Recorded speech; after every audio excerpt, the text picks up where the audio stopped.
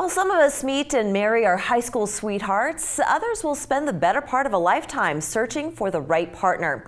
Makes you wonder, is it me or is it them? We'd like to welcome back Vincent Genna, a psychic therapist who's here to help us identify some relationship myths and how to find and keep the one. It's good to see you again, Vincent. Yes. Hey, well, it's great to be back here. Thank you for inviting me back, Layla. Well, I'm curious, how does a psychic meld with therapy? How do the two work hand in hand? Oh, my goodness, are you kidding? I get to go deep within the mind of the human, right? Because of the psychic part.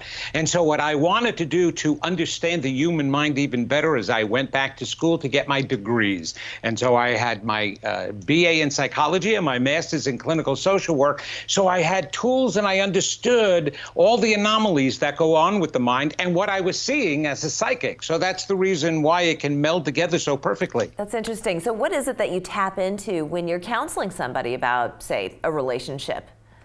Their souls, the deepest part of them. So I can see within their mind and I can see all the way down to the depth of their souls. So I can tell what's going on. And the terrible thing about it is most people don't know what they're really believing, because 95 to 98% of the human mind is in unconscious awareness. Only 2 to 5% is conscious. So most people have no idea what's going on in the majority of their minds. And that's where I get to go in and see and tap into all of that stuff. So I hear what the mind is believing and then what the soul wants to believe. Well, that's interesting.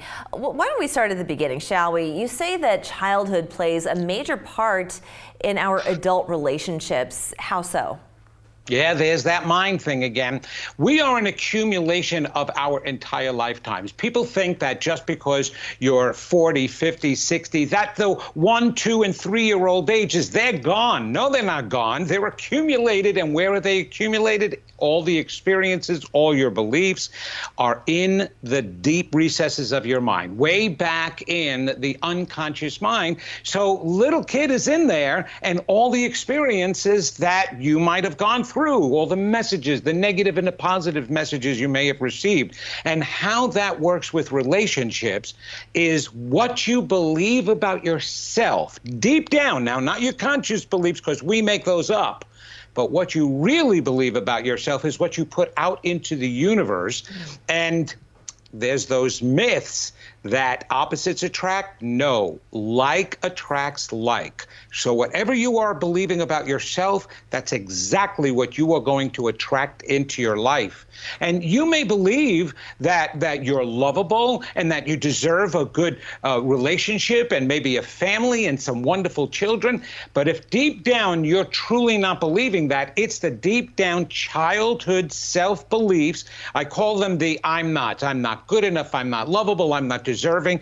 That's what tends to influence your energy and what you're putting out there more than the conscious belief that you deserve a good partner.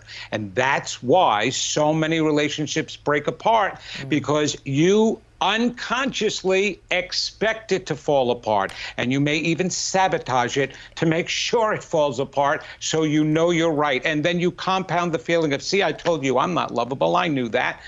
But you set it up yourself. Absolutely. Absolutely.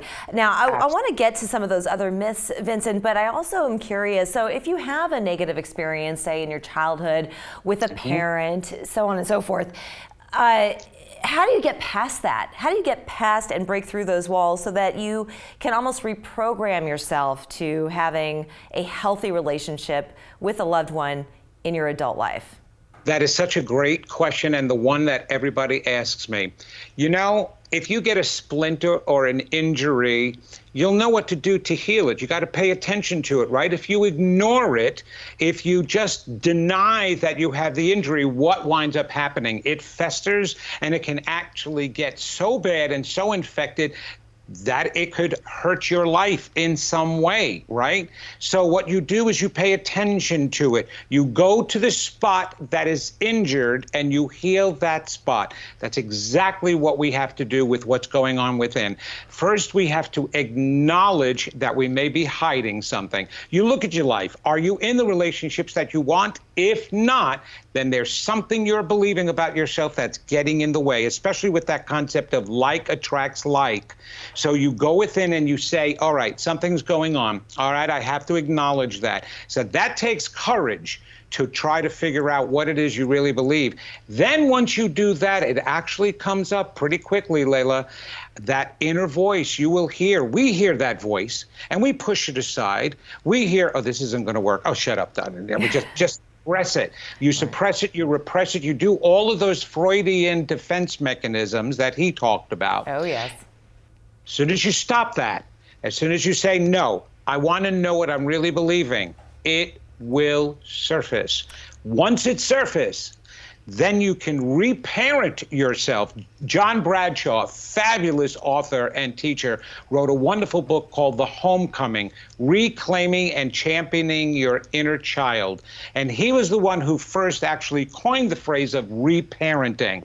And he teaches everyone how to go back within and tell that little boy, that little girl, how wonderful, how beautiful, how magnificent he or she really is, how unlimited. Well, it sounds like very cathartic. Not an easy task to do, though.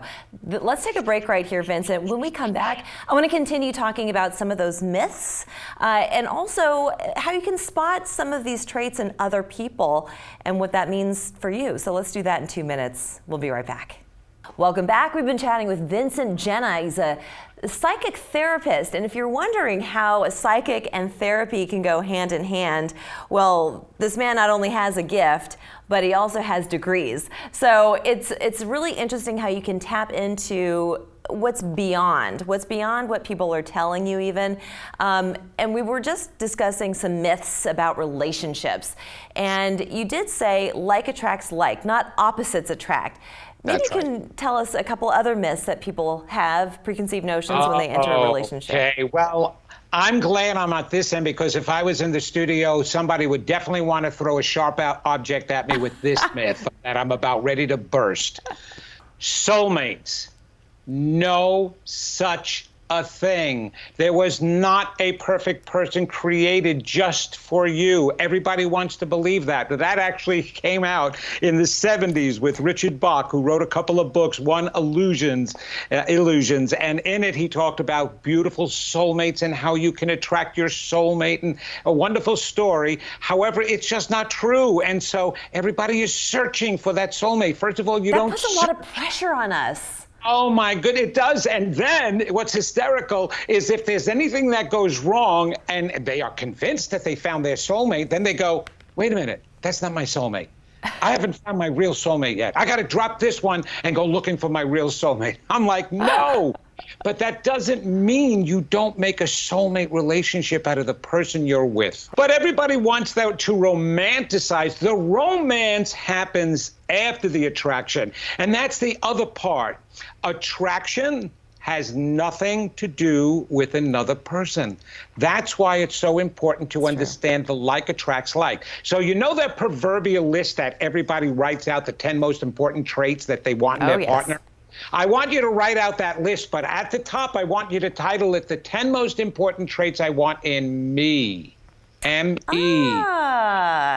Kind of puts the onus on yourself when you do something like that. Because when you have that list and you get rid of the things you don't like, add the things you do like, enhance the other ones you have, you can assure yourself that that's the type of person you will attract into your life. Fantastic. I could talk about this forever with you, Vincent. This has been so enjoyable. We're going to have to bring you back because I've got about 20 more questions for you. Maybe I'll leave you with this one. For anybody who's interested in your services and finding out more information, how do they find you? All they have to do is go to my website at vincentgenna.com, and that's with the G-E-N-N-A, and they can connect with me from there, see all my media interviews, just like this one, and find out all other information of the events I'm doing and the classes that I'm holding, and to make appointments with me. Fantastic. Vincent, it's always a pleasure. Thank you. Oh my gosh, Layla, thank you for having me back again. You're such an angel here. Thank you. You are. We're back after this.